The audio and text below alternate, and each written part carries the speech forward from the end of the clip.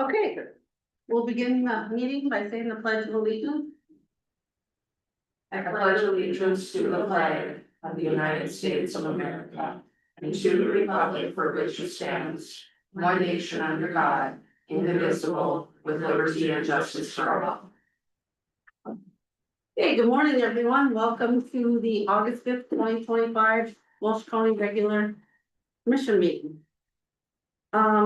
I'm going to begin by asking for additions to the agenda. Paul. No. Ernie. Park River Baseball. Park River what? Park River Baseball. Okay, Amy. No. Danny. No. Christina. No. And myself, none. All right, everyone was provided a copy of the July 22nd, 2025 regular meeting minutes and the July 22nd, 2025 preliminary budget hearing minutes, along with the monthly bills. Do I have a motion to approve the consent agenda? Also move. Second. Okay, all in favor, say aye. Aye. All opposed, same sign. Motion carries. Okay, with that, we'll go with employee time. It's not quite 9:05 yet, so we'll give them a few more minutes if anyone's going to come in. Why don't we go ahead on to yours or the Park River Baseball? First of all, I'd like to commend the Park River Babe Ruth team for winning the state championship. That's quite a feat. They did it the hard way. They lost their first game and came from back. And I'd also like to commend the Legion for hosting the state Legion tournament. Pretty exciting weekend. They had some catcher from Thompson got hurt, and it sounds like everything went well. It's nice to see that we got safety and emergency along with that. So I'd like to commend Park River, the Legion, and everybody over there for a well done tournament and their success. Lots going on over there. Yeah, beautiful, beautiful diamonds. Oh, yeah, they've got a beautiful complex. And yeah, Babe Ruth team was very exciting. Yep, yep. So was the Legion team. They Yep. took runner up, correct? No. No? Lamar Thompson beat Lamar yesterday. All right. Doesn't look like anyone is coming in for employee time, so I think we'll move on to Christina. Sure, so I would like to request a motion to add Kelsey Stanton to the First United Bank money market account as assigned. Have access to that account for her treasurer duties. Okay, do I have a motion? So moved. Second. Okay. Any discussion? If not, I'll take roll. Denny? Yes. Amy? Yes. Paul? Yes. Ernie? Yes. Myself, yes, motion carries. Thank you, guys. Second. Information I'm passing on is the Red River Basin Commission request for funding. I included that behind your agenda. They are asking for $5,518 from Walsh County. The second and third page after the agenda. I looked back in our accounts and I did not see that we supported them previously. So just passing on the information to you as commissioners. Just 30 years back, the water board and us, I guess they sort of advised us that we weren't getting enough out of that commission, so we decided not to. We support the Red River Joint. So I guess if you need a motion, I would make a motion, we don't give them any funding. I have a motion, do I have a second? Second. Any further discussion? Hearing none, I'll take roll. Ernie? Yes. Paul? Yes. Danny? Yes. Amy? Yes. Myself, yes. Motion carried to not support funding. Thank you, guys. All right, so lastly, the second quarter 2025 financial report. In the fourth page of your agenda packet. This is a recap of our bank balances and cash on hand for Walsh County. Our Choice General bank account is the bank account that we use for all expenditures and to deposit revenue into this account, and then we do a lot of transfers throughout the quarter into our other accounts for when the balance gets above 700,000. And then it goes into other accounts where it can generate more interest income. So most of these accounts are county general accounts. We just have one FEMA account that has around $98,000 in it. That money is earmarked for FEMA dollars. Jason explained that to us yesterday. And then the second one is the miscellaneous road bond account for the highway department. And the rest are money market savings accounts. We have this insurance cash sweep from Bell Bank, ensuring that all our funds are insured. Bremer is municipal bonds. I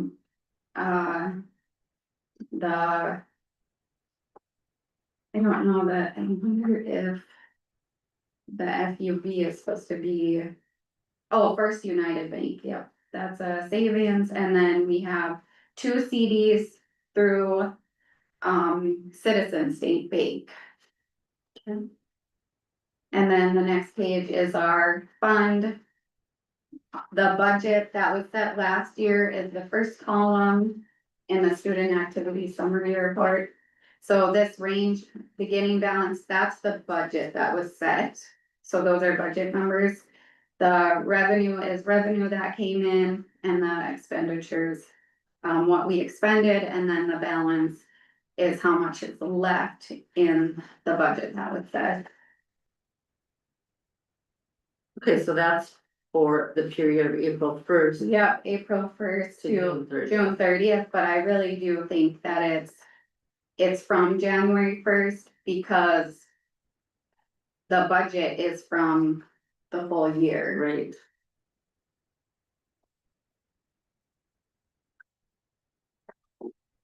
So.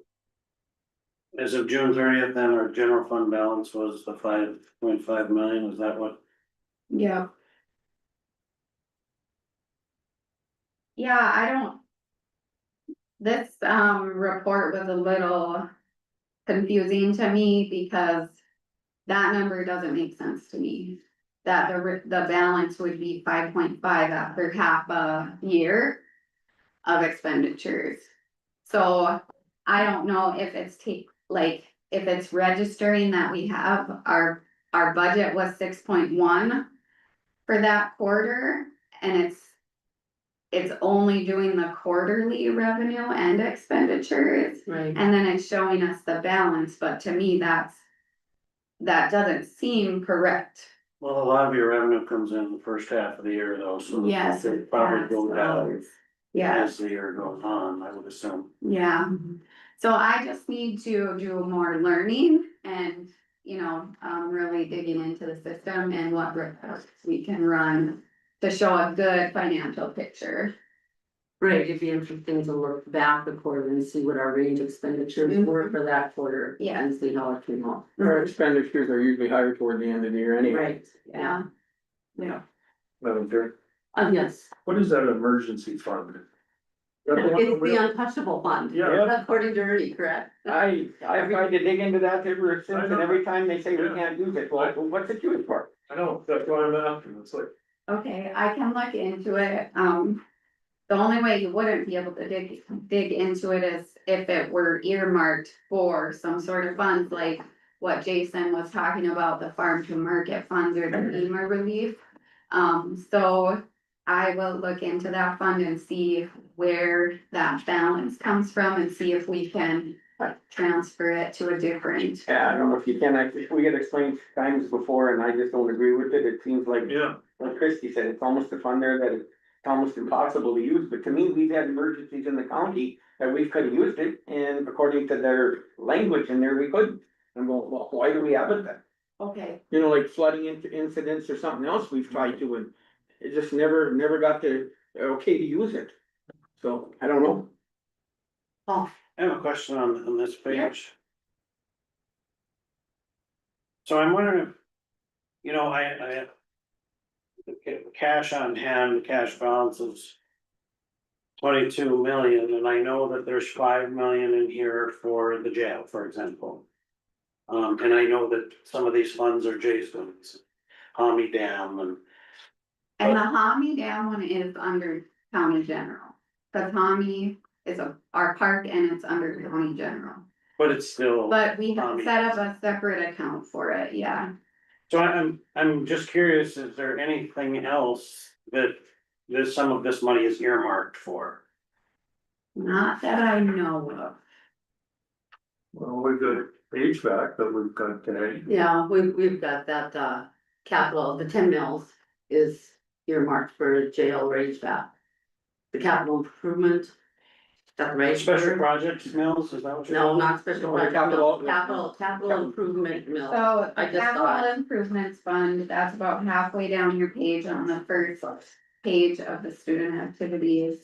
And then the capital projects is above that, yeah. Right. 2.4 million. And 1.2 for the capital projects. Yeah, so the capital project 10 mils, we had to earmark that when we set the money aside, and that was set aside for HVAC and jail. Okay, so the capital improvement fund and the 2.4 million, what is that? I believe, and I could be wrong, but I believe that was, that ARPA money that we got, and that had to be earmarked as well. So I believe that was earmarked for jail. Now, we might need to do some checking into that because there was some confusion in the beginning between the capital project 10 mils and the capital improvement fund. I know the 10 mils for sure had to be earmarked because Christie told us before we started that fund, we had to have a plan in place for it. So that 2.4 million is taken care of in the 5 million that I'm talking about for the jail. It's part of that. Side of it. Well, when Christie told us that we had 5 million accessible to us to use for the jail, I assume that included 2.4, but she never showed me a printout of where she was taking this 5 million from. Now, Christina, you were going to check with her when you have time, right? To Mhm. check where Yeah. she was taking these funds from, so we stay on the same book and page. Mhm. Yeah, Madam Chair, I'm wondering, I mean, just so that 5 million isn't all in addition to these. Right, that's a difference, right? Like if, Big difference. Yeah, I'll check with Christie. I'm pretty sure it's included in Yeah, our money market, honestly, with choice, our savings account. Well, and that's a cash balance. This is fund balance. Yeah, So it's gonna be in both. Right, yeah. but where is, if she is including that 2.4 million, where was she getting the other 2.5 million? 2.6 million, that's my question. So on the budget, we have that capital projects budget line item that was 670,000 last year, and it's 680,000 this year. So that's another, 1.5, Mhm. million to Right, put in there, and then maybe the next year, that makes 5 mils, 5 million. well, we were supposed to have 5 million at the time when she told us. Yeah. So it wasn't supposed to be in the future, it Okay. was supposed to be on hand, the question to Christie was. What do we have for available funds that we can put towards the jail project right now? So I think we need to ask her, where was she taking these funds from, so we know. Cause it really should be in one fund account that you can easily recognize and see that you have access to. And cost. Christine, I was just wondering if we could get this report with 24 and 25 side by side, so we could compare where we were a year ago Yes. to where we are now. That would be helpful for me. yeah, then you'd know if our county general was 5 million last year at this time, I guess, yeah, it's a good reference. Yeah, and I'm working on getting reports set up in Tyler so I can show you guys that, cause I agree that would be very helpful. I believe Christie just switched to using this report, the student activity report, when she became combined auditor treasurer. That's when we switched to this type of Okay. report. So I don't know how far back you can go, maybe you can create it, but I know that's when she started this one. So she talked to me and cleared this report. She's like, is this a good one to show to the commissioner? So. But didn't we have this report last year? It would have been when she became the combined auditor treasurer, yeah, but the year prior, no. Yeah, but at least we can look at We last would year. have last year's, yeah. Okay, any other questions for Christina on these reports? Okay, hearing none, do I have a motion to approve? I'm just looking for here. The second quarter 2025 financial report. So moved. Do I have a second? Second. Any further discussion? And we approve it when we've still got some questions. I mean, to me, the question, I guess, is more so not of the report, but where are we getting this 5 million from? Yeah. That's, so I feel we can, I don't think the money amount is gonna change it, Right. with that. right? I guess what would help me in the future is to be able to, like on this cash balance report, to be able to identify what's general fund and what's a different fund. So that in my, cause it's all big one lump sum, and in my mind, the general fund should be separate. Maybe a tweak we can Yeah. possibly But make. that's just a suggestion for the future, right? Okay, any other discussion? You're working on other reports. you Yeah, said. yeah, I spent time on the phone with Tyler yesterday and, I've been wanting to run off balance sheet, cash flow, financial statements. So I just need to get them set up in the system, cause they're not connected where they should be connected to run the reports. And then I should be able to show 2025 spending compared to 2024 spending, year to date, which would be very helpful. Yeah, that would be huge. We just have to give you some time, you're just getting your Yeah. feet wet. That's a fact. I mean, You're more than able, We're giving you I our jumped wish, right in. we're giving you our wish list. Yeah. you're more than ankle deep. Yeah. Okay, any other discussion? All right, hearing none, I'll take roll. Amy, Yes. Bernie, Yes, Paul, Yes. Danny, Yeah. myself, yes, motion carried. Okay, thank you, Christina. Anything else? Good. Thank you. Okay, it's just about 9:20. I think we can go ahead and start. We have Ron, Kelly, and Jason here this morning to discuss construction manager agent versus construction manager at risk, so. Good morning, everybody. Good morning. Madam Chair, I came here today to ask because, last time when we voted on construction manager agent, construction manager at risk, I had been part of that committee and the recommendation was the construction manager at risk, and so I didn't really have, before that, didn't really have time to, really research the differences between the construction manager agent and the construction manager at risk. And then after the vote, Ron, Jason and I had several people reach out to us and say, hey, why are you guys not going with construction manager at risk? That really is in the best interest of the county to go with a construction manager at risk. So I started doing some research and looking into it, and some of my concerns with the construction manager as agent, one of them is that we as an owner maintain a lot of liability. Therefore, we could have 20 or 30 subcontractor contracts with different individuals, and we would be required to enforce those contracts. So that means we could sue or be sued on those contracts. The construction manager at risk would take that liability away. They would be the ones that had that, those contracts. I would also note that Grand Forks County, when they built their jail, used a construction manager at risk. I believe Valley City also did that. When I looked into it, the North Dakota University system, several other counties, cities, school districts, park districts, all of them have gone with a construction manager at risk format. So I just wanted to come back to the commission to have a bit more of a discussion about which one we should proceed with, because I'm looking at it and it does seem to make a lot more sense to do the construction manager at risk. I don't believe we have the staff or the ability to, as an owner, to keep track of all those contracts. I also know that it could end up costing the county more. The construction manager at risk, there's a set price that they can come up with. And then they are responsible for it to stay under budget, also to stay on time.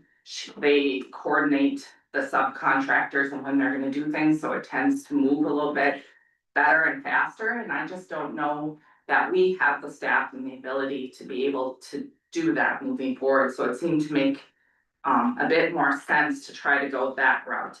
I'm also concerned about the liability, of course, with a construction manager as agent rather than the at risk.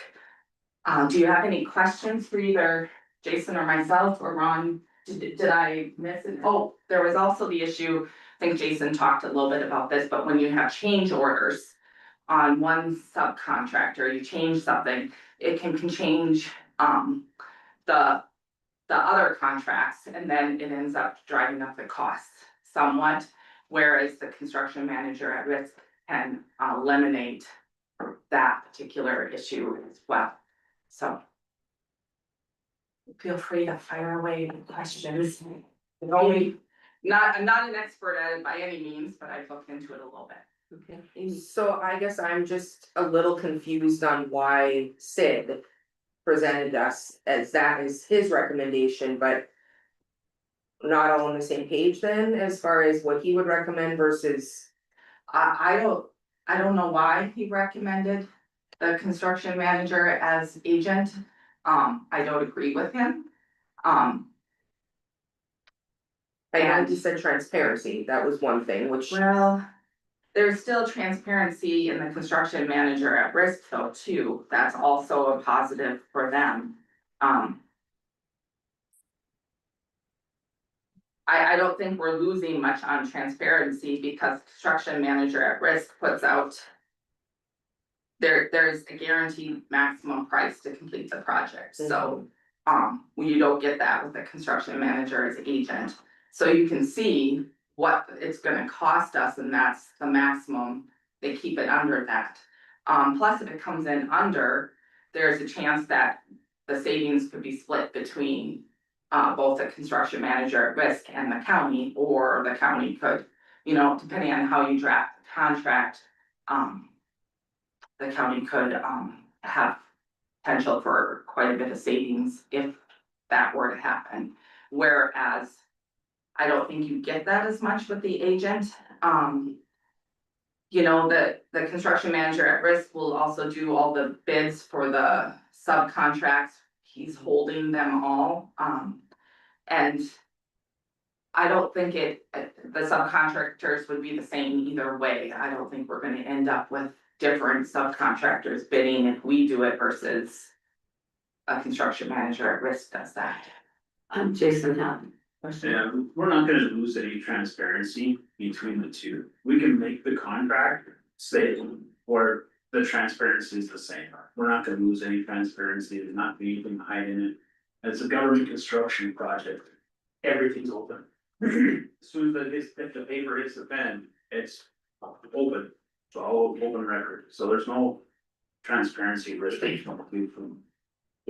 the transparency piece, I think that we all just need to be aware of, because I'm part of this process with the or the space downtown, is that when you go to a CMAR, you only have people that can, like, who bids and who was awarded that, they figure out everything, the subcontractor. So if they're a Fargo company, they will likely bring Fargo subcontractors up. I think that was more of the piece versus necessary local.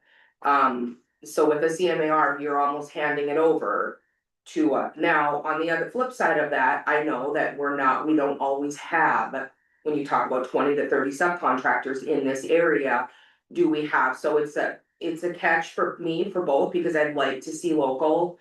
But sometimes in projects like this, they aren't able to complete that, but that is what I've learned with the CMAR process, is whoever you award that to, they then decide who all the subcontractors are. We don't have a part, so I think that's more of the transparency I'm talking about than anything. Right, but they still have to go through the bidding process. Yep. So any local subcontractors would be able to bid on those. Well, but that's up to them. If we award that to that company, they don't have to, they get to choose the subcontractors. If you read it in the spec that we are involved with hiring contractors, they would have to go through that process with us. They wouldn't get the full control over it. I think those are the differences is why agent is. When we're discussing that. I think it's gone fine, but I'm just saying that would make me feel better, you know, from a CMAR that there were local subcontractors. Because there are, when you have big projects like this, obviously, we probably don't have a local company, and I agree that we don't have the staff. I mean, who's gonna run 20 to 30 subcontractors? Please, probably not, right? So I agree with that part of it. I'm just saying I'd like to see within the contract that we give local an opportunity to be able to be part of the process with subcontracting. Well, I'm by no means an expert on the difference between these two, but in my experience, the city of Grand Forks regularly used the construction manager at risk. I've never heard of anyone using the construction manager as agent, honestly. That's kind of what my research determined too, is that with these big projects and local governments and state governments, they tend to go with the construction manager at risk because it just makes more sense.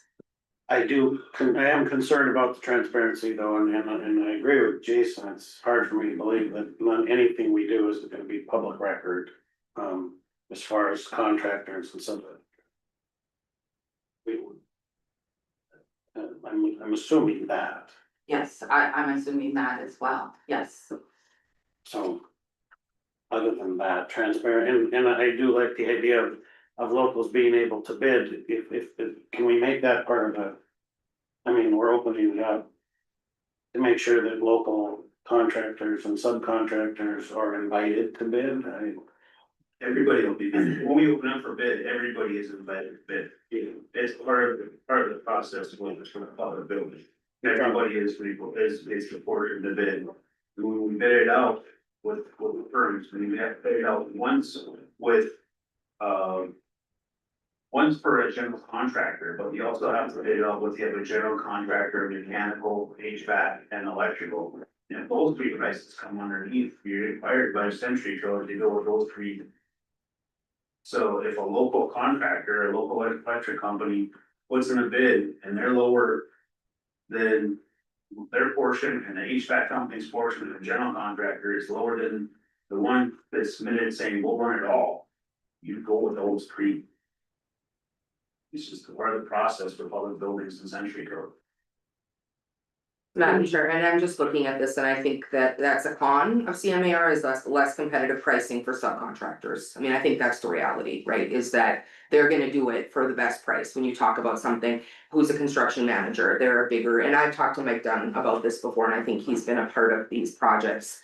I think we need to be aware of that reality but I also have seen even in some projects where we have had, I think the plumbing or one of the plumbing was part of a bigger, I'm trying to think of a name of it's a Grand Forks Plumbing or this, Long set? but Frederickson or Brad did the work, like they subcontracted him. And so I guess I feel like as long as we're vocal about the fact that we really would like to see more local subcontractors, and I also would like to be aware when we talk about transparency within the contract is how often are we receiving updates, or, you know, are they coming to us so once a month or whatever. I don't know what the real reality, I just don't want that to be and I wouldn't imagine it would be, but I'm a person who would rather put it all in there and be over communicating on when we would like them to be here for updates than not. the one thing that probably the biggest thing we see as a pro with the at-risk is that it says, the CMA at risk bonds the entire project and provides a guaranteed maximum price. I do like that. Now, are we gonna pay a little more maybe to get that guaranteed maximum price? Will the bids be a little higher? I guess I don't know exactly how that works, but I like the idea that we don't go out and bid a project at 25 million and it comes in at 32 million or something. Yeah, but we can't, it's gotta stay at 25. Gotta stay at I mean, 25 at this. Well, Yeah, because of our ordinance, but let's say came in at 20. I mean, I just like the idea that it's guaranteed. Yeah. With the with the at risk, correct? But at risk is guaranteed. Yep. That's the way I'm understanding it. Yes. So when we did the project, the space, we had 4 that we interviewed for that, and then we decided our committee off the board. So would that be coming before us as commissioners to determine who's gonna be the CMAR? Yes. That's what the request for qualifications and RFQs and stuff, which would entail, that all would go to the commissioners to determine. so we would be Ultimately, interviewing we're and going to- deciding what's the right. best fit for this. With those things, I don't know what you need, I'm willing to retract, I don't know, do we need to make an emotion on this or to go forward, or how do we I'm proceed? gonna go with Kelly's recommendation there. I think we should make a motion to, I guess to.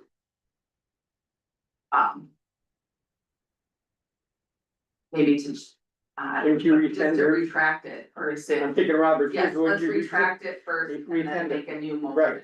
That's what I was trying to say, I was trying to figure out the best word, but I guess retract works for me, yes. Rescind, retract, Rescind, rescind. That might be the word. Okay, So I will rescind my motion for CM, and you know, I did a lot of work to get this figured. You did. But I will rescind my motion for CMA, construction manager as agent. I'll second it. okay, any further discussion? Hearing none, I'll take roll. Amy, Yes. Paul, Yes. Jenny, Yes. Ernie, Yes. myself, yes, motion carried. All right, now, That's a new motion. do I have a motion to move ahead with the construction manager at risk? I'll make a motion to go with the construction manager at risk. Have a second? Any discussion? I'd just like to say thank you for putting the time into researching this and making sure that we are on the right track. Appreciate it. It's, you know, none of us have done this before, and it's a lot to all of us undertake in and make these quick decisions, so I appreciate that you did put time and effort into it. Because we wanna do it right. And then we will be presented with will we be seeing the RFQs or the contract prior to that being posted? I mean, what's the process with this? Are we holding yet with everything else? I think that Jason has been working hard on those RFQs, we just needed a direction as to whether to go to the construction manager at risk or the construction manager as agent. And then I think we intend to just put those out. And then we'll get all those proposals and for the qualification, all the documents submitted, and then the commission would have an opportunity to look those over and decide who you want to interview. Jason, I think that's. Yeah, that's the process will be. Right now, I have the RFQ, for the RFQ for architects, the RFQ for CMARs with the Office of Management and Budget and their buildings and grounds people from my past when I worked with them at Parks and Recreation. They agreed to take a look at the contracts and the RFQs to make sure we're not missing anything. When talking with them, they recommend CMAR because the CMA can be extremely tricky to go through.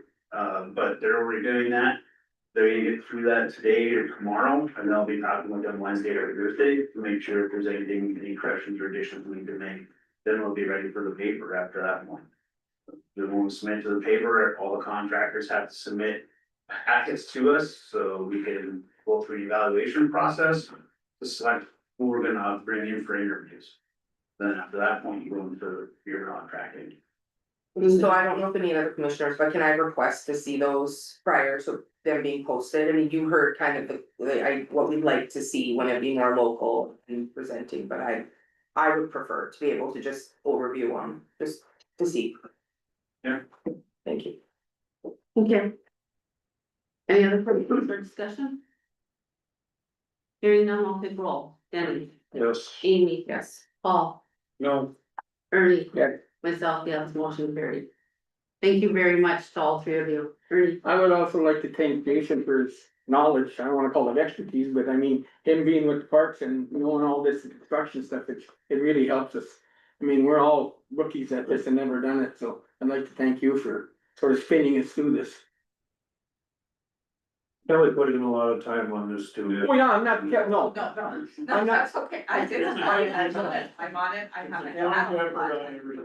yeah. Thank you. Okay. Thank you, guys. We appreciate all of you. All right.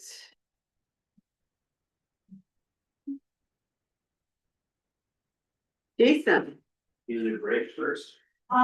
Breaks. is everybody good or do we need a break? Good, you know. Okay, we'll keep rolling. Before you go to the radon update, I don't know how much bad news do you have for us today? you're not gonna like it. We'll see. Come on, see. I'm not gonna say how much is good and how much is bad, Thank you. you know.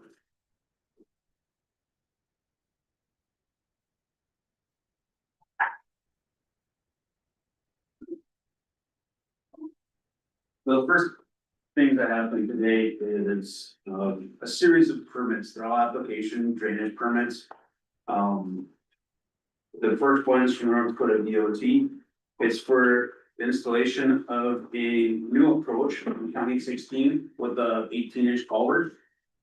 This will be on one that they are purchasing on the northwest corner of Adams to build a new county, or a new stage office shop complex. On the old side. No, on a new, brand new site on the northwest North, the corner. corner of the old, Yeah. not so big, so. It's gonna be in the city limits, so I'm not exactly sure if those municipal base or not, but it's inside city limits, so we're close to them. So right along County 16. At one point, they're talking about with centralizing the draft or like privilege, so. Yeah, they built a new shop in Grafton and they had this land come up there, so.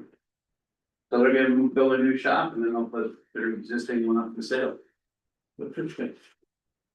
There was a lot of state trucks there this week and last week, right around Adams and outside, so they're doing something. Yeah, they're gonna, when they get this, they're gonna start, they're gonna have a milling project, and again, it's that, they want to get this site cleared out, so that when the milling project happens, they can take the mills there first, starting working with building their parking lots and everything, so they'll be coming for the future.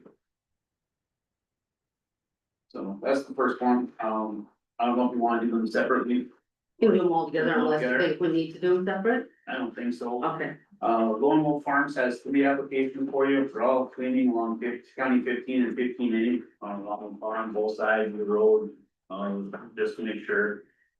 No, just a little light cleaning of the ditches, that's what we're looking at, and we'll make sure they put it in the grass seeding after the fact. Sure, they don't change any of the slopes. Chris and I have been in contact with those recommendations and the requirements. And then Mark Merville has one for looking for a new approach, access out of County 1, and recommended is this 24-inch culvert. They said they have put a culvert, but they don't say the size. And this will be just to about 3/4 of a mile down, away from County 1. In the past, they wanted to put a new approach right next to County 1 between our culvert and that we had underneath County 1 and it just didn't work there, but this is on the opposite end, the west side. And you're gonna put a 24-inch in? I'm gonna tell us to recommend a 24-inch culvert, yes. Yeah. they pay for that, They correct? pay for that, yes. And I don't wanna see anything bigger or anything either. No, it shouldn't be anything bigger than that. So, but it's what we talked about with the water doors and making sure that the 24-inch culvert underneath it. Okay. That's it on permits? That's it for the permits. I have more coming in but we didn't get it through the water board, so. Okay. There'll be a lot more permits, a lot more approaches coming in the next session. Especially when they get done harvesting now. Well, some of the guys are putting them in now, so when they're done with those. Yeah. Or they have the breaks between, they'll be able to hammer them, so, yeah, 2 new approaches up on my desk right now, so, well, one's on my desk and one's the water board. Okay. Do I have a motion to approve the permits as presented by Jason? So move. Do I have a second? Second. Any discussion? Hearing none, I'll take roll. Paul, Yes. Danny, Yes. Ernie, Yes. Amy. Yes. Myself, yes, motion carried. Last one I have for you today is radon update. So there's a good and a bad news. Oh, okay. The good news is, with the Chase building, when we did when Ryan with Advanced Radon, came here, he had a sniffing machine, he's the only one in the state that more of it has it. We found 2 sources for in the Chase building. They vacuumed it, sealed them up, and the building is underneath compliance, so 1.1, which is great. This is the Chase. The Chase building. So that's full within compliance. Found 2 large sources here at the courthouse. Since then, the work has been done. The highest parts that we had here were 13.13 and we're at 2.3, so we're within compliance. So that's great. The law enforcement center, we found 2 sources. One is a connection pipe that goes from the admin building to the law enforcement center, and the other is a sump pit. We sealed off the pipe that comes between the admin building and the law enforcement, and we're underneath 1.5 most of the time, so we're inside compliance. That's going great. So those 3 buildings are our good news. Our bad news is the admin building. With that building, we found a spot that was our second highest rating. We sealed that spot, we pumped it out of the building, our numbers are not coming down.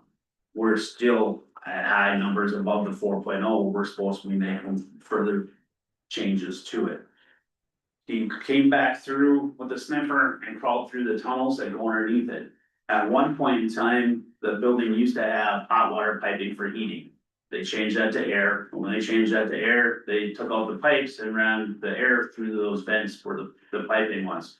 So all that underground exposed tunnel is being used to move your air handling through it.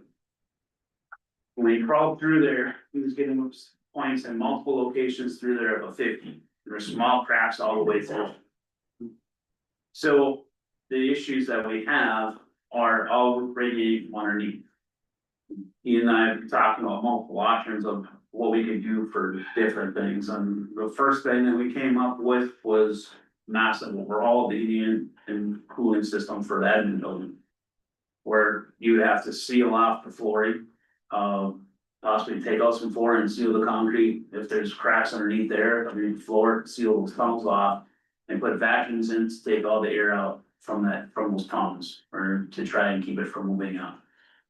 That would be a substantial cost to do that. The next option he came back with, after thinking more about it, is to buy some multiple higher pressure pumps that can do more vacuuming and spending more time inside the building, drilling out different holes and creating vacuums through different portions and putting multiple ports to try and pressurize and take the radon out from underneath the concrete slabs and the floors and bringing that out.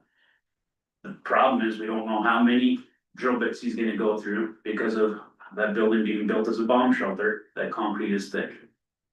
The space is not great to work in. There's not much room down there, and you're gonna have silica issues to deal with too. So make sure that his staff in there in the drilling are in compliance and he's not putting their house at risk. With that, it could be over $25,000 just to address that building. But we don't know if that's gonna be a fix. Yeah. It's not a guarantee. What happens if we replace the heating and everything? It's still not a guarantee. Then And you that's have to gonna rate on, be over 100,000 a bit.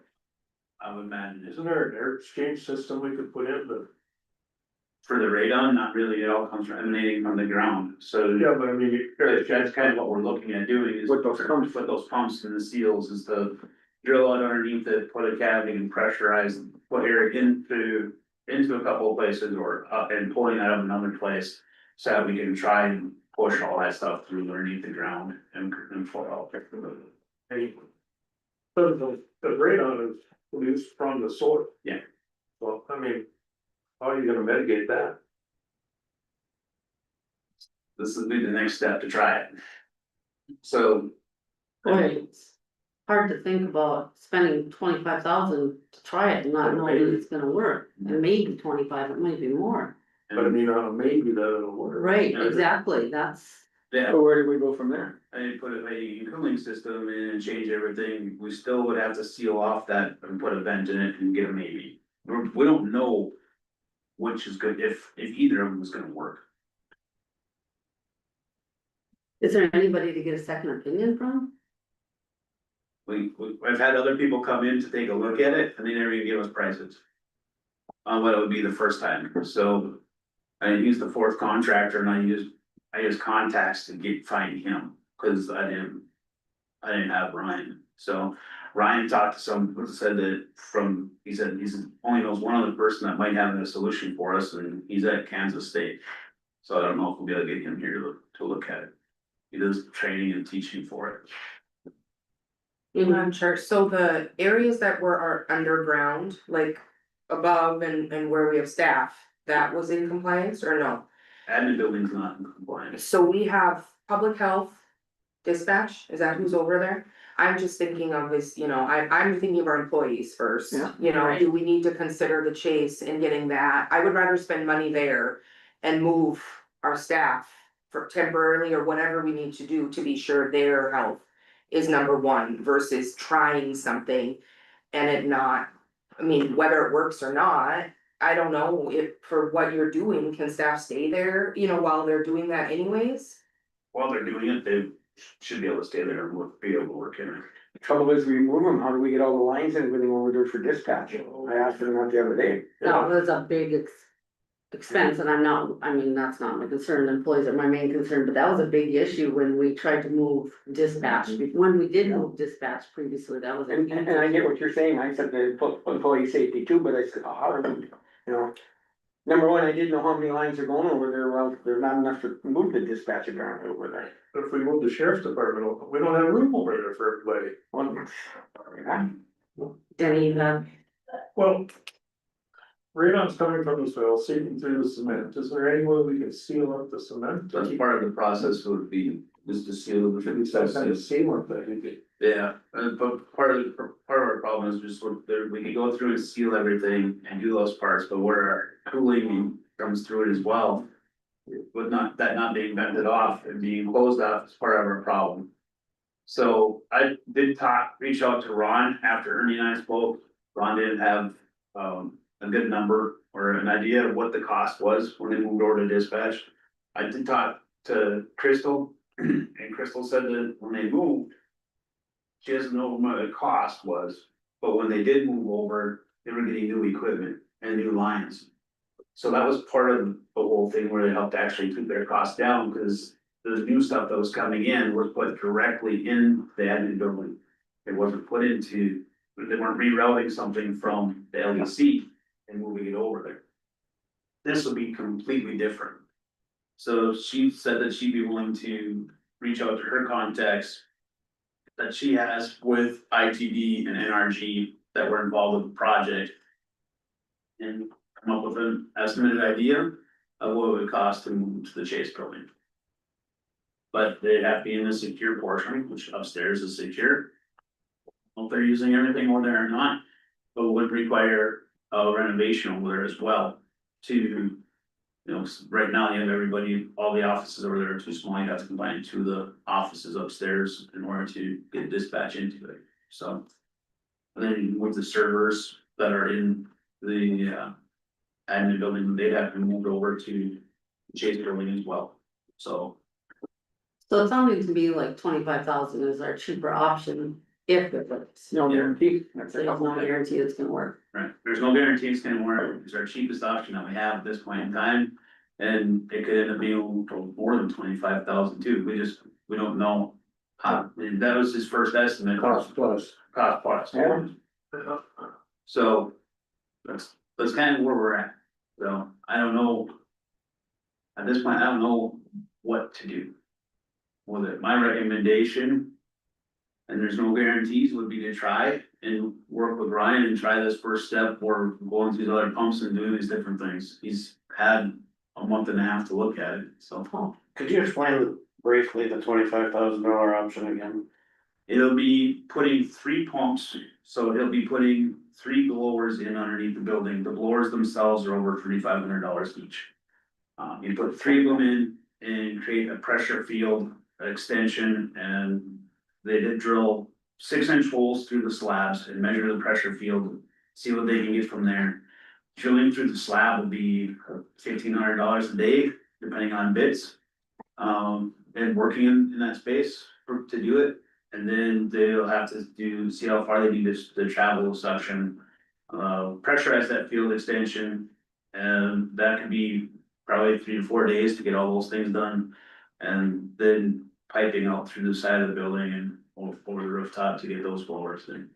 I don't know how you could drill through concrete with an operating dispatch center in the next room. It's loud.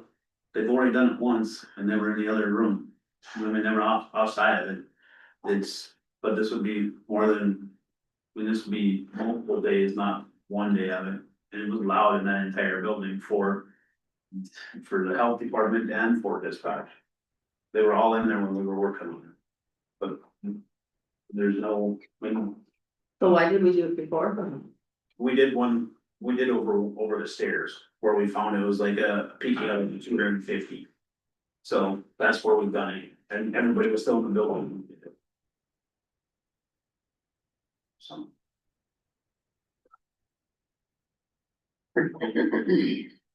We're in a corner. To me, it sounds like it should be a bomb shelter and that's it, sorry, but, That's what it was built for. I know, right? For walls. Public health, their goal isn't, I mean, they would like to be at the Chase Building at some point. Alan has mentioned it. On the main level then, would be where they would be if regional council moves, is that right? I don't know if we've made any decision like that. But no decisions. But from a perspective of dispatch, I mean, they would take up most of the second floor if they moved there, no. Be 2 offices. 3 So both offices, could well, potentially they'd be. You'd have 2 offices for the actual dispatch sites, and then you'd have Crystal's office, so you'd be 3 to 4 offices. Would take it, so it'd be. 3rd of the floor. And we've also talked about that area for the sheriff's offices, because we have an issue there as well. So when you talk about this cost to do this, but then will we have increased cost once it's done and operating? I mean, you're pumping out and you're putting in these filter purifiers, there's gonna be There'll be 3 continued, pumps, they'll be running all the time. right, so that's also gonna play a role in cost, Like a right? utility bill go up. Yeah, for sure. Yeah, the utility bill would be up a little bit more. Those If pumps it are, works. So that would be substantial, though, would it? No. I don't think that would be. no. And in the grand scheme of things, the electric bill is the least of our concerns. I'm more scared if we do it and it don't work. Do we move ahead with the heating and air and then all of a sudden that don't work and now we've got 100 and some thousand into a building that's the unknowns. Like I said, we're in a corner. We either put money into it or we say walk away from it. Like, I don't know. regardless, we do the 25,000, I think if we're doing that process, I think we still need to move forward with seeing what our option is. Yep. To move and get what the cost estimate is to see how much does it cost to move to the Chase Building. And we don't have to make any of those decisions at this point in time, but I think we're gonna have to come up with, at least see what it's gonna cost us, so we have a comparison.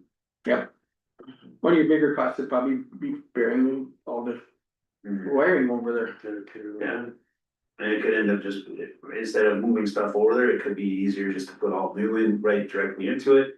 Then transfer your servers over in different pieces and go in that route to do it.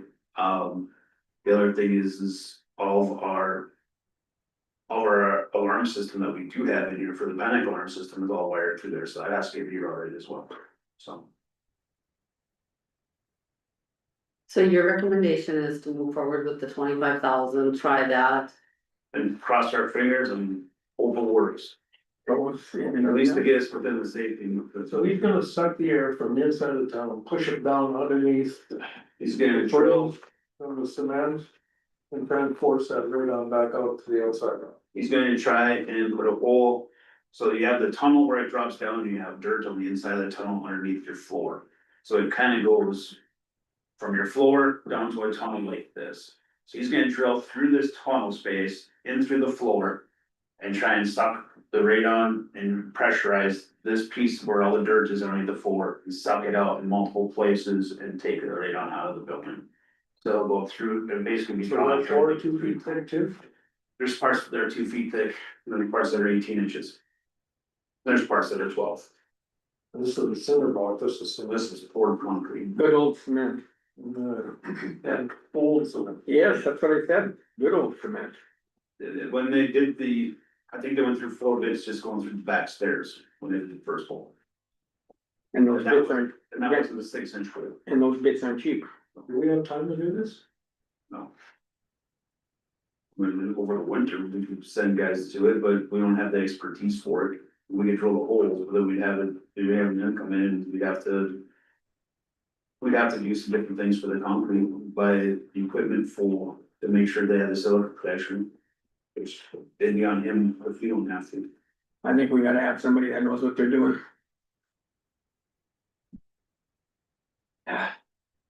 Does he give you any kind of 50-50? Any kind of? This is the Ratio. second time he's run into it where he hasn't got it with what he did the first time. This, he's been doing this for 15 years, and the last time was the same type of situation. Where they're using a concrete vault underneath the floor to move air through it. And at that point in time, they did a sealing measure, where they sealed the entire tunnels and put a vent through it, and they got the numbers down, but it's still not to where he wants to see the numbers get to. It still has a higher radon issue in it. This is the second time he hasn't got it. He knows in the commercial buildings are usually the toughest ones to take care of. The other one that he had was actually a house that somebody had where they built everything into the concrete. The concrete cracked and radon went through the cracks and they could never get a good seal on. So, do we wanna, I guess I'm just thinking options, wanna move ahead with the. Let's say it's 25,000 or whatever it is and try that option, but in the same time. Get some prices on moving the wires and everything or whatever we got to do to move dispatch over here. I think we have to get those numbers to see what they Yeah. are, and we'll have to try and see what the numbers are, so if this doesn't work, we can keep moving forward and not be delayed. Right, that's my feeling is I need to have both things going at the same time. I'm sure, and there were a few things in the budget, and I think was not one of them carpet for the second floor of the Chase building. So, that could be something else that we may need to move on sooner than later, just so that we're prepared now or later. Are there other structural deficiencies in that building that we're gonna have to address? with Chase. Yeah, I'm- the roof, everything. I think the admin building is a building we need. We need office space. It's not like we can just abandon this building, so. If this isn't an issue, I think we have to. Be prepared to do whatever it takes to bring it up to compliance if it costs us. It costs us, but I mean, we need space. Yeah. And. I mean, it's a terrible thing to have to spend money on, but I hear you, but that place was built for a bomb shelter. Mhm. And that's the problem, we've got 2 feet of bomb-proof material that we've gotta deal with. I understand what you're saying, but structurally, that building is just about impenetrable. I don't know where to start on. And I would say too, obviously, I would assume Ryan will let you know if he's gone through 5 bits, and essentially, I'm not gonna be able to do this without a lot, right? Like. There's a point you call it and say we can't proceed with this, we're gonna be forced to move on to. Cause you said when they pulled everything out, that's exposing in the soil when they pulled out the pipes from what was originally done. The pipes are exposed with, so in that tunnel space, the pipes that were there, they took that pipe area out, so there's a void. Where the air comes directly from the tunnel up through the floor to do the things, it's not a heating system where it's piped and sealed that way. So we would have to seal all those spots, and that's why we'd have to put the cooling system in, because we have to seal that. And then bring somebody in to basically put a liner through all the tunnel. to seal it that way, and then put a hole through it to pump it all out at the same time. And there's still no clear. But if he's able to access it, then I think that's a realistic, that we're gonna be able to do the best chance we have of fixing, that's my concern, if it's. How big is this tunnel? How much wider than me? How many holes is he drilling? 3. Hopefully it's just 3. That's the plan, to start it was with 3. And to get through the building, there's a cross pipe through it, so to get to the one spot, you gotta crawl underneath the entire building to get there. It could be the smallest guy on the crew. So I never get to do it. The smallest guy in the crew, that's small. There's advantages. I don't know. Ryan will probably be the one doing a lot of the work, it's him and one other guy. Gosh, just. I make a motion, we move forward with this project. And then in the meantime, just get some pricing to see what it would cost if we have to move over there. But like, I sort of agree with Paul, we got a great building there and yeah, it's. We're gonna need the space, so I don't know if we can walk away. So, Second. Okay, any further discussion? Hearing none, I'll take roll. Paul, Yes. Ernie, yes. Amy, yes, Danny, Yes. myself, yes, motion carried. That's all I have for you today. I don't wanna hear anything. Trust me, I'd really like to quit breathing. Thank you, Jason, yes, we can take a break. I really like to support it, right? Well, this.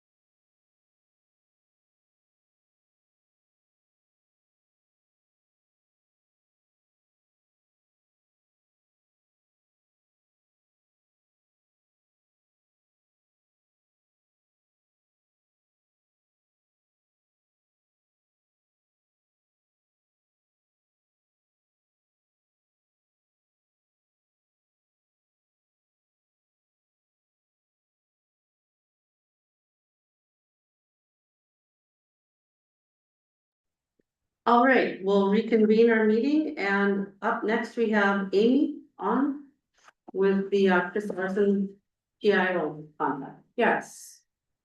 So, Christina sent that. No, Christina, yeah, At the end of. the yeah, with the agenda new revised packet. agenda, there you go, thank you for that. Kelly reviewed it, made a few changes within it, just so that we had her look at it, and I talked to Chris, and he's eager to try and see how this goes, especially with Ron and being able to have some good information. We did discuss that his cell phone and laptop, which you can see the costs there, Yeah. the last page.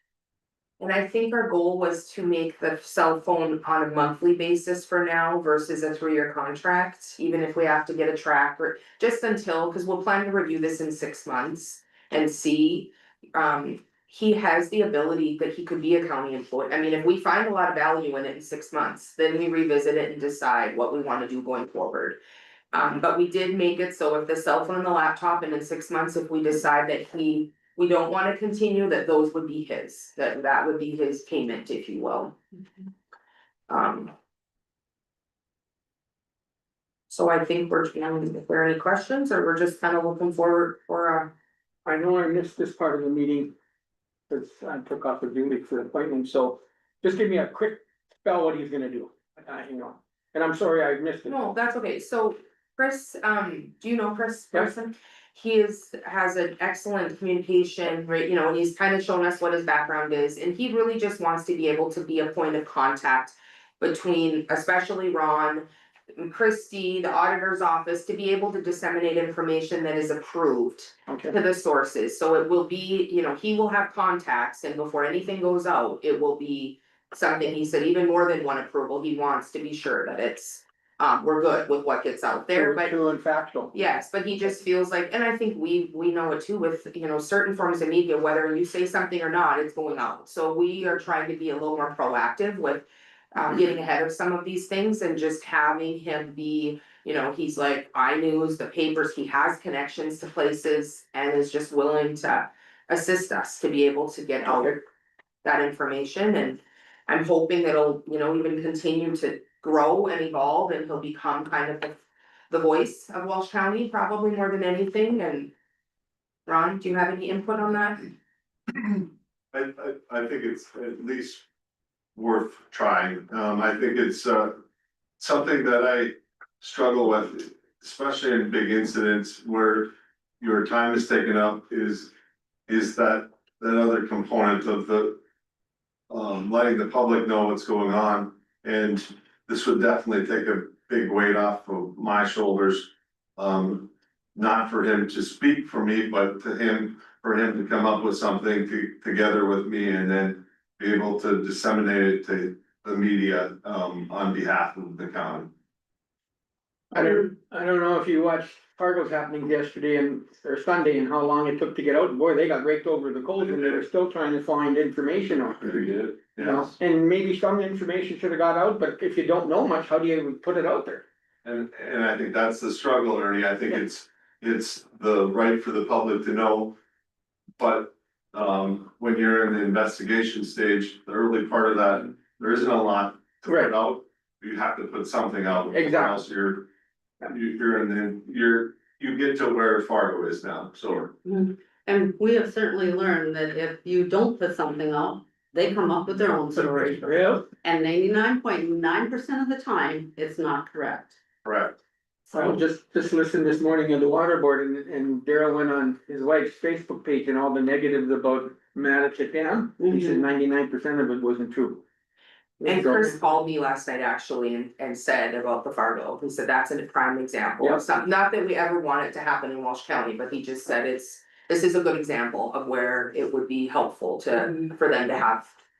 That. If we don't get the information out, someone else will speak for us. Yeah, great. Good enough, thank you for the info. I think, You wanna make a motion? I'll make a motion to approve the PIO for Chris Larson for a 6-month contract. the motion to have a second. I'll second. Any further discussion? So Christina, I'll maybe have you, or you and I can communicate, so we have that 6 month time frame, and then we'll plan for a revisit at that point. Any other discussion?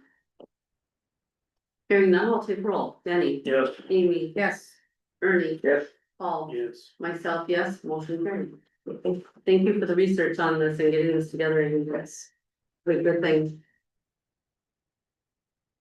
Okay, next up, we have Christina with the preliminary budget approval. Yes, so.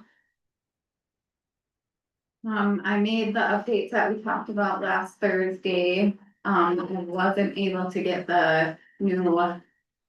Items in your budget books, but we just had a few from Tanya. And then the clerk, highway clerk went down to 14,000. And I'm still working on adjusting that miscellaneous project into the corrections, budget, so. Remind me what, I know Ernie, you had to leave that budget meeting early, so you're not maybe aware of, were you here when we discussed Tanya's portion with the contract? no, but I looked through the rest of it that she had sent us, so, yeah, I wasn't into the comments. Okay, so Tanya, is going to be submitting a new contract. She hasn't submitted one for many years. Many years. I can't remember the last time. Yeah. But you use numbers, kind of estimated numbers that she gave you. That right, she gave in the me, preliminary budget. Yes. And then I had, presented them to you last Thursday. Mhm. For her HR contract and then the jail. So the jail contract for Tanya was estimated at $6,000 from her, and for HR was 24 to 27. And I used the 27 Okay, in the budget, so you guys, once you review her contract, you can adjust it as you feel. that's needed. Yes. It's a copy, all of them left in my phone. So right now, the preliminary What a piece. budget for county general is at 6.5. 6,579,223.33. 6,000,005. Yep, 579,223.33. And last year it was at 6.1. You're talking just general. This is just county general, just county general. So it's just about 400,000 higher than county general. Yeah. I did copy all them and look at it, but I left it at home. So what did that convert to mils, do we know? Well, The 6.5? you have the. But that 6.5 considers your revenue.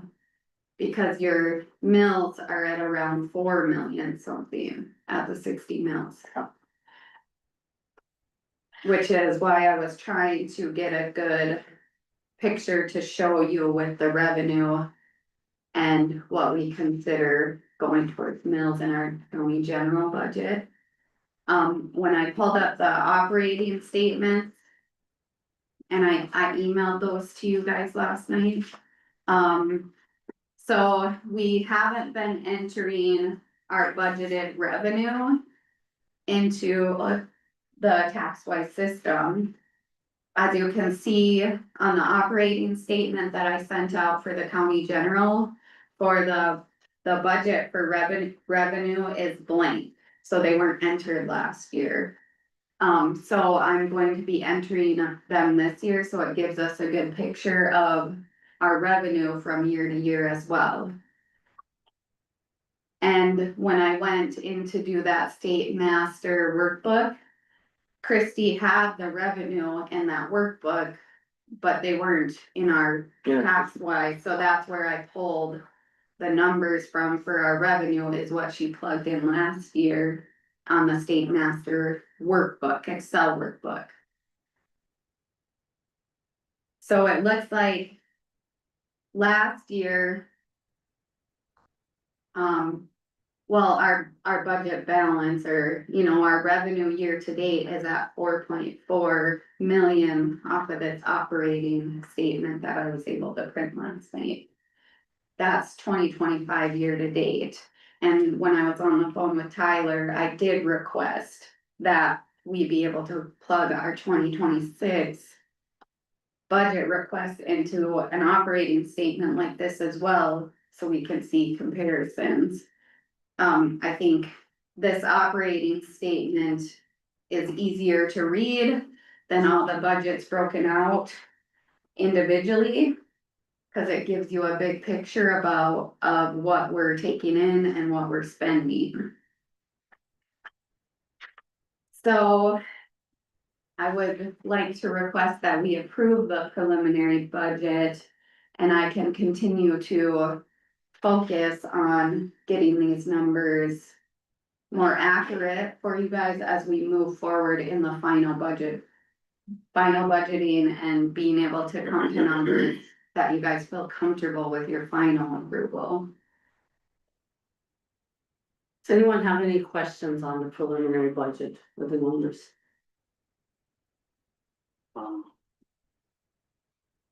Paul, I know you do. I'll give you a few minutes. Spit it out. Well, no, just not, I don't really have questions, but I have, maybe I do questions, comments,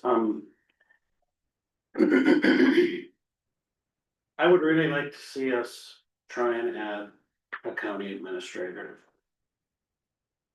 I know that's not an easy thing to do, I know it's not an easy thing to contemplate, and maybe we can't do it this year, I'm not saying we can. But in my mind, it's an important position, and I just wanna put it out there. I think a county administrator would make us overall a lot more efficient. It would cost us some money, but I think if you have someone in that position, they'll pay for themselves. Over and over again, they'll be an aid. I think some of the department heads feel like a county administrator would be a detriment to them. I disagree. I think it would be an asset to them, because it would be someone that they could sit down and have a conversation with about, for example, construction manager at risk, or construction man, you know, those types of things could be filtered out a little better before they get here. That's just one example. I really believe a position like that would pay for itself. And so that, I just wanted to say that, I get that it's not easy. But I really believe it would help us run more efficiently overall. Certainly. I know. That's gotta be, I don't know how many years ago, and I went to talk to the schools and the city of Grafton and whoever had a county administrator. And they said, most of them, if not all of them, said that was the smartest thing they did. It's just the efficiency, whether it's grant writing, knowing what's going on, everything else. They said, well, a couple of them sort of looked at me and said, well, I can't figure out why the county don't have one. And I mean, you listen to them and yeah, it was big money for them too to hire. But you gotta have somebody that's running the whole ball wax, and everybody could come to them. And I think there's more openness, the more conversation, and I know when I talked to Nick here in the city, they changed some, like, I don't wanna say positions, but offices, moved something here, combined them and did this.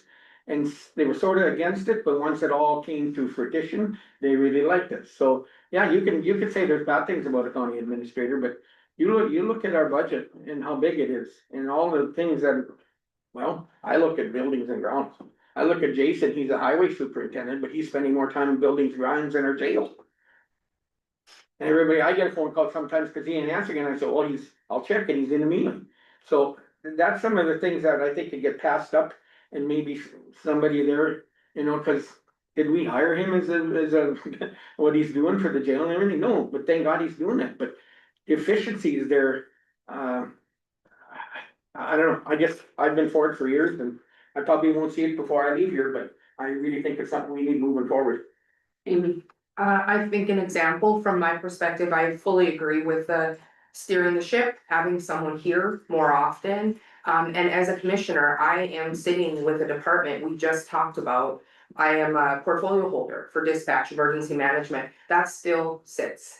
And if I'm not on the ball to call the Crystal, or, you know, whether we move forward with state radio or we don't.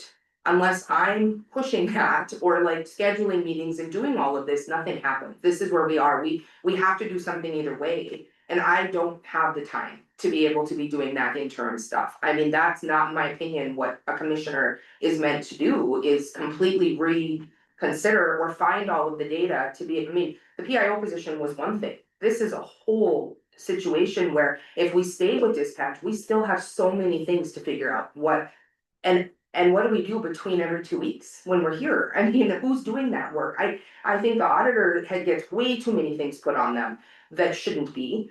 And so how do we separate all these duties out, plus having someone who is a between us and department heads, in my opinion, is a huge positive for them to be able to update us or give some working with them, so we have someone to go to.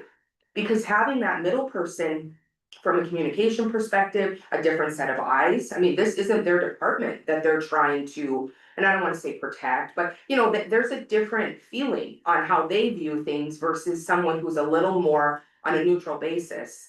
As that, so I fully agree that we need someone to help us steer the ship, and I'm very supportive of it.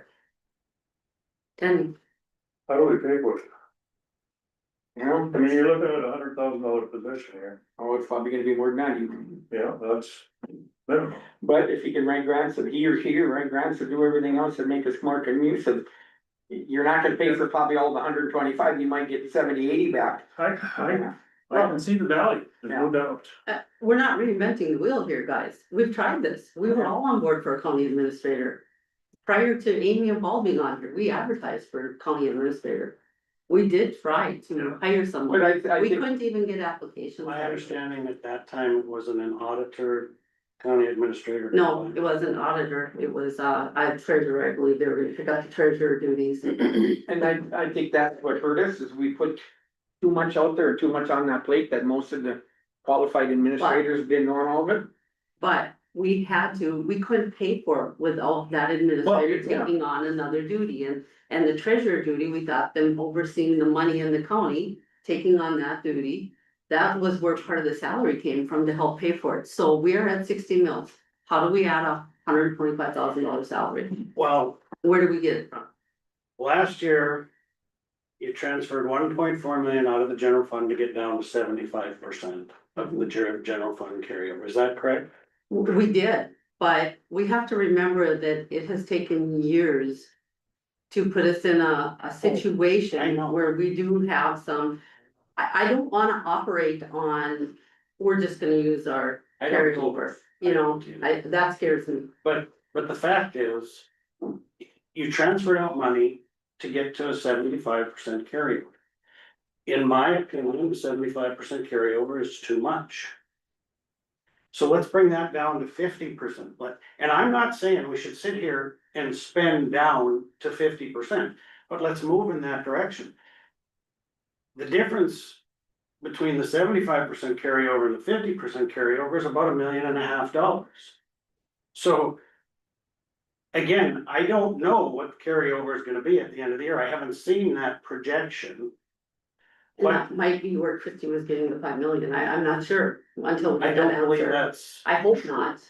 I don't believe that's true, but my point is if we do have the same carryover that we had last year. We still have a 75%.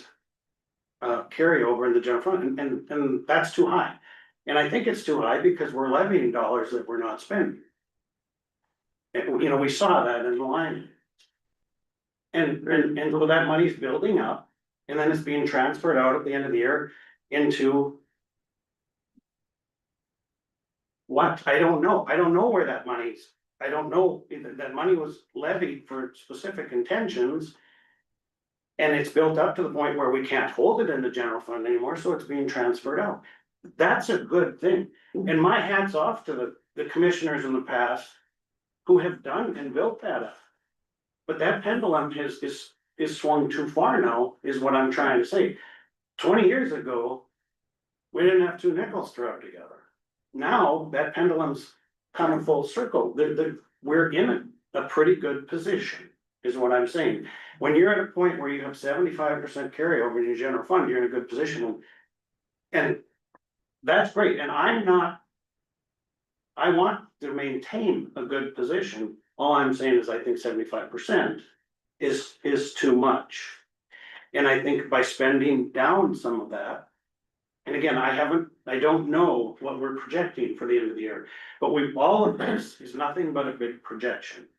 So there's no reason we can't project what we think our cash carryover will be at the end of the year.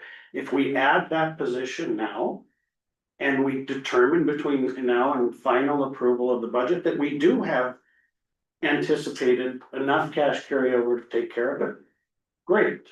If we don't, then we'll deal with it before final budget, just like we're gonna do with everything else. That's what I'm saying.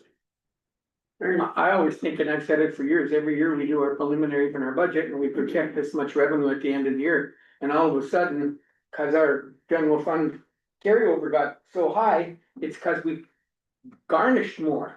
So I'm thinking 125,000. I'll bet you if you went back in the last, oh God, since I've been here, probably every year. I'll bet you our general fund balance and the revenue in there every year has been over more than 125,000. So when you ask how you pay for it, that's a prime example right there. So I don't know if we wanna add it to our budget and we can take it up before we pass the preliminary budget. You wanna put in 125,000 for administrator, and like Paul said, we could take it out or whatever, but to me, it's something we gotta look for moving forward. We're putting a lot of stress on, Christina's gonna see it, and we did it on other people through all this. What happens if we had an administrator working with us through this jail? How many hours did you put in that administrator probably could have done, Ron, or Jason, or Christina now, or Christie before? I mean, that's a lot, and I just think having one central guy knowing it all and leading us through that, and you guys communicating with them, it's just, we always say communication is the greatest thing we can have. Well, that's what your county administrator would do. So, I guess I'm done, I fought through this for years. Any, Couple of years ago, we lowered our mill levy. Cause we had the ARPA funds, we had the federal money that came in. That dried up, we had to go back up to 60 and we got up over it. Because we were raising the mills again. And we're looking at a $23 million project that we've been setting this money aside for. We intend to use it as a down payment on that big project. All of these buildings are in dire need of repair. Yeah, and a county administrator would help guide us through all of it. I totally agree with you, I do, I totally agree with when I see the value in. The treasurer auditor position, I think, is overloaded, we need help. Yeah. And but as far as reducing the revenue on it. We've been there, done that, and it didn't go over very well. that did not go over well at all. I think we said we'd never do that again. I'm not talking about reducing revenue, I'm talking about reducing cash carryover. I'm not talking about lowering the mills. Although, when you wanna talk about mills. You mentioned the other day. Why Walsh County is one of only 4 counties that levies 60 mills in the general fund, and I've been thinking about that since the last legislative session. And there's 3 reasons that I can think of. Local dispatch is one, we're levying dollars there that a lot of counties don't levy to pay for local dispatch. Valuations is another. If your valuations are based on current market data, if your valuations are fair and effective, your mills are worth. Right, but we don't have any control over valuation. We have all the control over the valuation. That's why IDSU, they're set by We're market. talking about ag land, I'm talking about residential and They're commercial. set by market value, right? Right, but we have no basis for our values. When you have properties that are selling for, or that are valued. For taxes at 30% of what they're selling for, you have a problem. And that's what we're facing. So valuations is part of why we're at 60 mills, because our residential and commercial property throughout the county, with the exception of the city of Grafton, is valued too low. Almost across the board. Again, those valuations get done properly, it's gonna add value to your mill. And it's gonna add value to your mill where it needs to be added. not just across the board. The third reason, I think, is because we're levying dollars we're not spending. And and we have this money left over in the general fund, and we're transferring out at the end of the year, so those three things are why we're at 60 mils. I mean, that's my thoughts. I hear you, but there again, we're going back to, I don't buy a new vehicle unless I have a good down payment.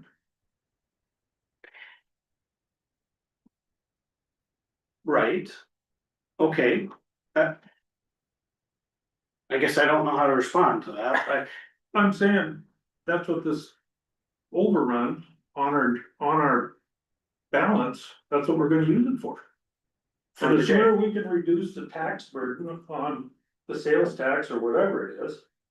We've been doing it a little at a time, saving up money to be able to use on it. okay, well, we've already said we're gonna use $5 million of that money, is that right, or do you have more? Supposedly, no, Okay. that's supposedly what we use, Okay, but then we're gonna deplete that balance.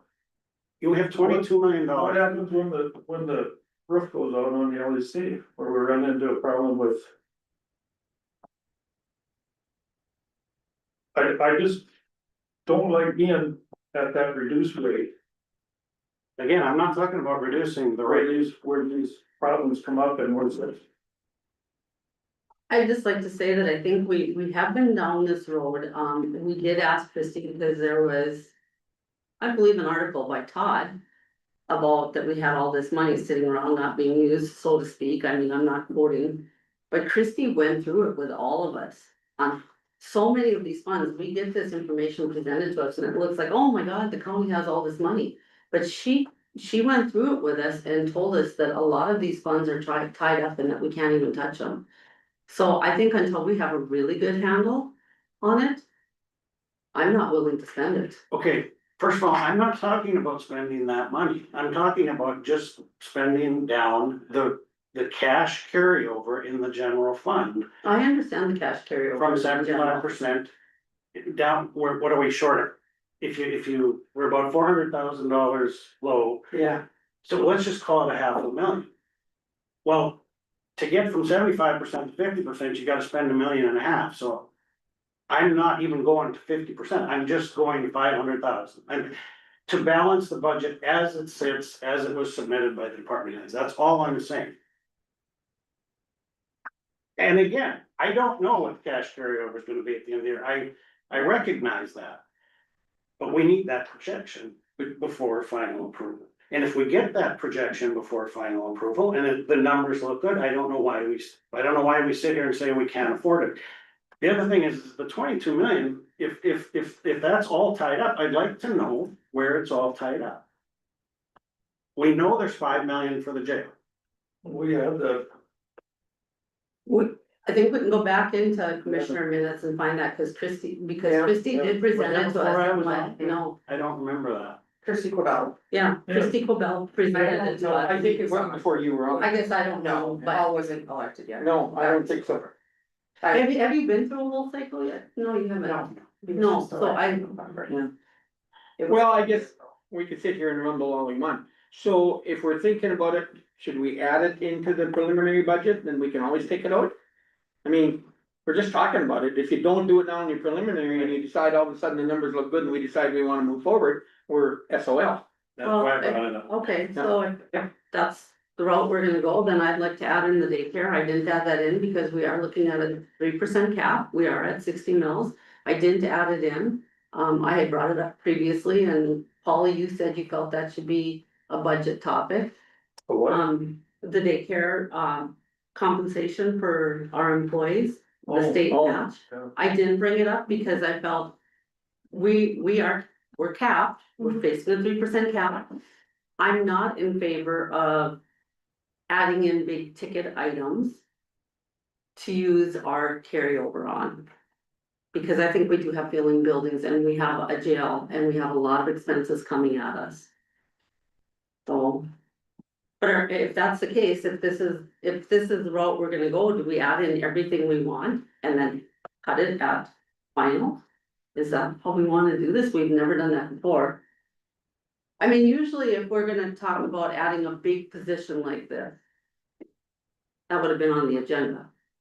I think the difference this year, and this is my first year, so, but to me, with the change in the auditor's office, we kind of got behind the eight ball a little bit, in my view, anyway. I think it slowed us down a little bit in terms of the conversations we were able to have with the budget, and maybe I am bringing this up at the wrong time, I don't know. I kind of just went along with what was on the agenda. And here I am, it was my last opportunity. And if this commission doesn't want to add it this year, that's fine. But it will bring it up again next year. I guess I'd like to take a breath and wait a year, but that's my opinion. I mean, my opinion, and if we need a motion, I'll make it, but when you talk about buildings and you talk about the jail coming, that doesn't change. Even if we start building this jail, that still falls on Ron, Jason, I understand that, you know, if we do the CMAR, that's different, but I just think that there's value in having it, so I personally would like to see it in there, and it does not mean it has to stay, but if we don't put it in, we don't have an opportunity for it, so. You know, while we're talking about it, we're sitting here talking about dispatch and what we're gonna do with that, and that, you know, that's the elephant in the room, as far as I'm concerned. Nobody wants to talk about it, but here it is. No, I don't think it's that nobody wants to talk about it, we just don't have the information yet, we need information to. And that's my point though, who's giving that? And is that on me? I mean, from my perspective, I don't have the qualifications to be sitting down and determining. I mean, looking at a position like a PIO, okay, I can figure that out with one person.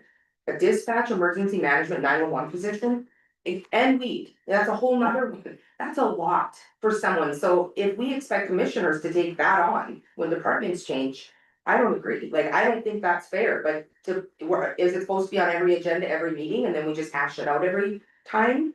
I think the last thing we asked for was a cost comparison between, because we were so far off between what state was saying we'd save and what Crystal was saying we'd save. I think that's where we ended at, and I believe Crystal was going to get numbers together. So I guess to me, that's what I'm waiting to see is, because there was too big of a spread, right? I mean, do you guys agree? I mean, we were I like, agree with wait. it, yeah, that's So- basically where we're at, but the problem is we've been waiting a long time. In my estimation, we've been waiting a long time for that.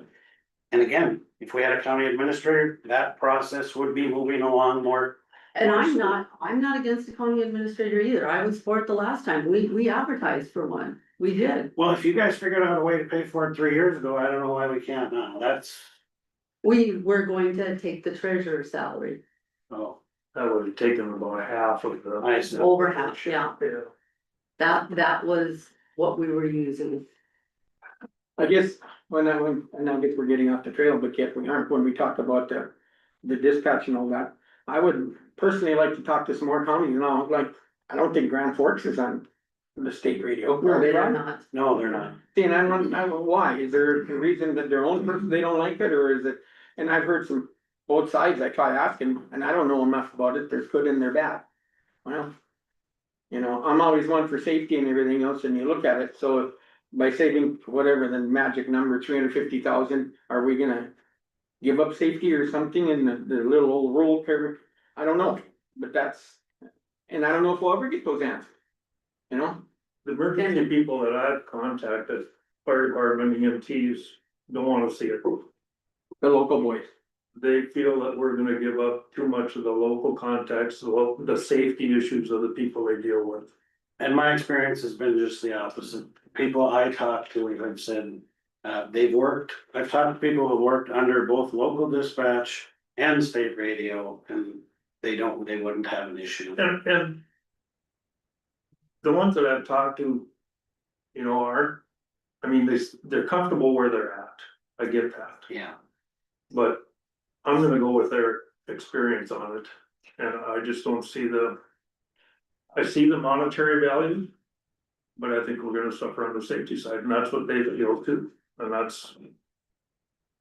but that's why we have 5 people, sometimes 6.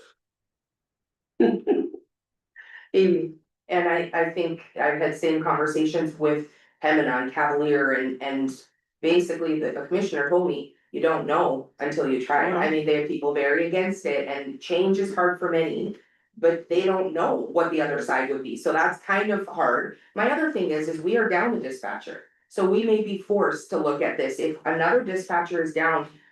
I mean, that's what's the biggest issue I bring up is Brent said turnover and finding people that can do this job. That is the problem if we have, so.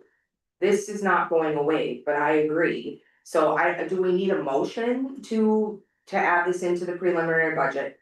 Or just an agreement? I don't know. Yeah, What do you mean to add what into this? To add the county administrator into the preliminary budget.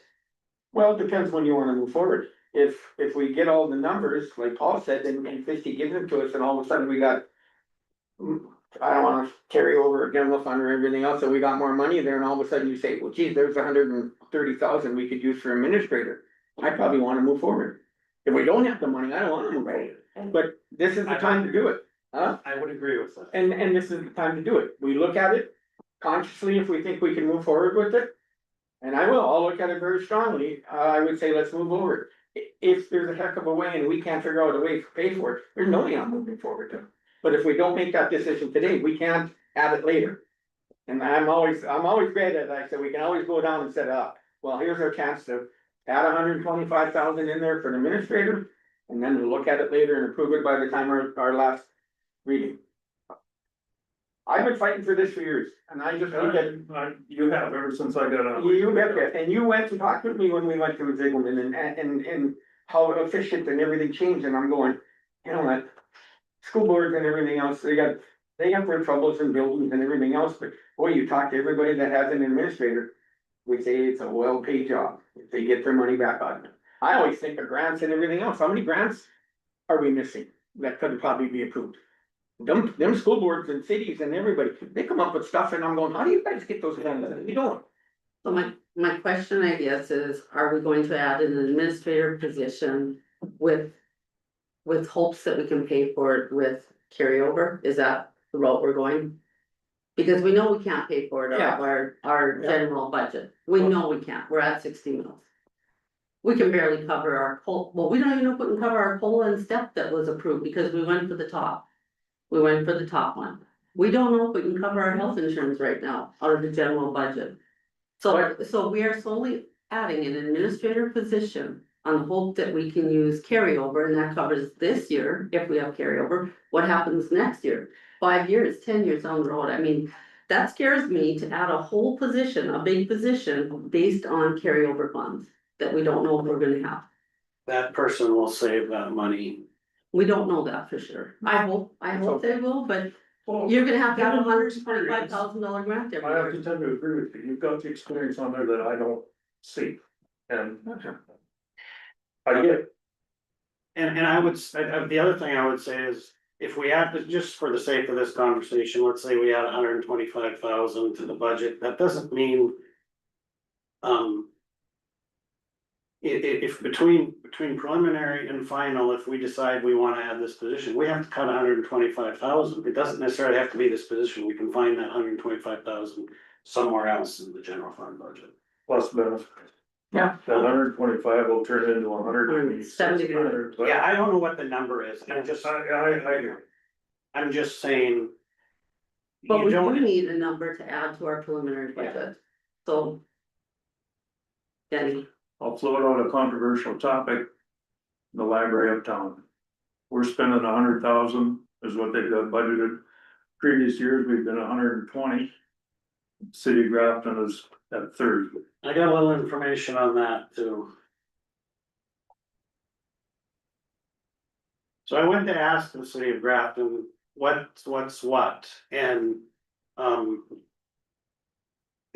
2026 mills for the library are gonna be $43,835. They can levy 4 mills. With the caps this year, they're gonna be at about 3.85 because they can't go any higher. So they've been levying 4 mills for the library consistently. So that's what the number turns out to be for 2026 is $43,835. The city owns the building and gives it to the library rent free. I don't know what kind of dollar amount you put on that. I use 78,000 per year. They donate electricity, water, sewer and garbage. About $7,400 a year. The city of Grafton is responsible for 100% of the special assessments on the property. The property is a quarter of a block. So if there's a street improvement put on either side of those streets, the city is 100% responsible, and special assessments are expensive. They pay for the snow removal and the maintenance of the parking lot. So when you add those numbers up, it's about $134,000 annually that the city of Grafton would be responsible for. So it's more than just the mills, I guess. I'm glad you did that, I wasn't aware of that. I wasn't either, and I just wanted to know, cause I knew the city owned the building, but that's about all. The library does pay the heat. Who's all involved in that contract? You remember how many counties? Who's Pembina and Nelson were in it with, when I was here. And they both, Was there 4? I don't remember if Cavalier was or not, I don't think so. I thought it was when I was here, and maybe they were before I got here, but it was Pembina, Nelson, Walsh County. Then that was what, back in the day when they had the van and called it Carnegie Library. Right. So I don't know. It's still called Carnegie Library. Was it? Then they have the mobile library, correct? Yeah, they'd go around it, They'd go and then when that was quit, that's when Pembina and Nelson pulled up. And we picked up their share, correct? Yep. Yeah. I always. I got mixed emotions. It's a lot of money to be putting out there, I don't know, is there? Same thing like anything else when we talked about here, and I don't wanna go into that or anything else. Do a lot of people out west use it, or is it more here, and if it is, should the county be paying for? You know, as much as we do for the use. Cause I'm hearing it from other people out of Grafton, and I'll just say, well, who uses that? I said, I don't know. Is it 5 or 10 or 15, 20 people that go in and use the computers and use it daily? And I mean, I'm not against the library, I'm just hearing both sides of this. It's a good place for people to go in and relax and learn and everything else, but. Is the county? I don't wanna say benefit or whatever, are we spending too much money on something that's not really, you know, we're talking about return and revenue and everything else. I don't know. I'm just bringing out what I'm hearing from everybody else, and that's what they're questioning, and I said, you know what? Ever since I've been on here, cause I was on library board once, and that's when we talked about going away when Pembina and Nelson quit. And I was on the board and I fought for it to keep it. Cause I thought it was a good deal, but this day and age and everything else, are people using it? It's a high budget when you look at it. But is it used there? I don't know. I don't go in there. I'm guilty. I don't go in there. I stopped in 2 weeks ago, 3 weeks, I don't know, stopped in anyway. It's a nice place. Yeah. And there's stuff going on there, I totally understand that. But I think it's 23 or 24 people now, including 2 business people from Grafton, that I've asked about this. Well, how much are we spending? And they're appalled when I tell them the number. They don't know what Grafton's putting in, because all I see was the number here, and I'm glad you did what you did, because it sheds a different light on it. But when the Carnegie, when the bookmobile, so to speak, was going around, there was value, because there was people going in, we had it up at the bank in Adams, I don't know if the Park River had it, well, now Park River, everybody goes up to the school. I don't know if the school library is open here for public use. I don't believe so. And when I said, they were, ooh, what? There it is. And it was suggested to me by another businessman, was Max Crafton's in. Now, when you say 130, that's a different value than what I see on the sheet, but that's what they said was 30,000. Well, this 3% cap is doing a lot, cause I don't know if you guys watch the news a lot. Fargo's closing I the saw library, that too. cause they just can't keep them all open. Yeah. And you know, that's the sad thing, that's some of the things that are gonna get hit. Where do you cut, or where can you cut? Well, they must have a couple more somewhere else that, you know what, we're gonna cut in the library. I would not support cutting the library. The other thing about the library is it's not in the general fund. So it really doesn't affect their general fund. We're still spending, We're still spending taxpayer money. I understand that. I do not believe that the county taxpayers should have to contribute 100,000 to the library in the city of Grafton. I think we should be matching the mills that the city of Grafton pays. I disagree. Well, I guess that's something we can talk about at the final budget cut. and opening this up, but hope to hear from people. Yeah. That's sort of like, and I've been asking people this one issue, I've been asking them about the dispatch, of course, a lot of people don't know what's going on there. And also about the jail moving forward, I said, I'm a devil's advocate, but what do you think what we did? That's what I we're said, for. give me your answer, and I'm pleasantly surprised. And I don't pick who I do, I work out in the country, I work in town, and whoever I know, or Park River, what do you think? And I've got my ear bent a couple times, no doubt. But there's a lot of people that just value safety in the county and think we're doing the right thing, so I guess we're getting off the trail, so. I don't know, I think if we're gonna do it, let's add 150,000 in there for our administrator, and hopefully that covers the, you know, whatever benefits or whatever. Cause I have no clue what it is. I don't think it will. No, but I would like to know what the dollar amount we should add in with benefits. you can't, because if you're gonna add it today, you won't know that. Then put 200,000 in there. That should be high enough for benefits and everything, and then we can cut it. But we're talking about moving forward. You'll get everything for the mission, you know. Yeah. Oh, I'm just saying, I can promise you that. it's a couple of years ago, but I wanna say, what were we offering when we did the treasure and that? And I said, that's not gonna be enough, cause we're loading them up with a bunch of work. They said that when we put it out there, that the administrators, who's gonna wanna come in and do the treasure work, this and this and this, and then we paid them that, to me, I thought we were under, and that's maybe why we didn't get it. We had to have a way to pay for it. Well, That's why the treasurer's salary was in there. So why don't you go in the middle and do 175? I'm just asking you, I don't care what we put in there. I mean, this doesn't lock us into anything, it's just giving the opportunity that. So that we have it if we decide, it's not. Okay, And I'm all in also- agreement for 175? I don't think we need a motion. Do you guys? We No. don't have a motion on anything else that we do. No, you just make sure it's included in the budget when we approve it, yeah. And then when we look at it at final time, we're gonna have to be able to pay for it out of the 60 mils, correct? We're gonna have to be able to pay for it. Creative thinking. Well, get your thinking hats on, because we're gonna need some creative thinking. Okay, so that brings the preliminary budget number for county general. With adding 175K.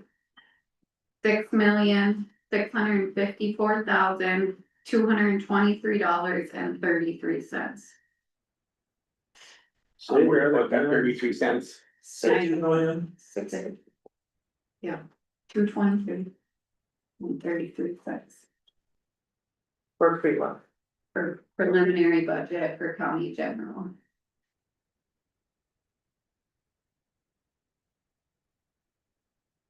All right, do I have a motion to approve the preliminary budget as presented for 2026? What's everybody, I'll make a motion. Guys sleeping? Do I have a second? Oh, got something back. Any further discussion? Yes. Hearing none, I'll take roll. Paul, Yes. Amy, yes, Danny, Yes. Ernie, Yes. myself, yes, motion carried.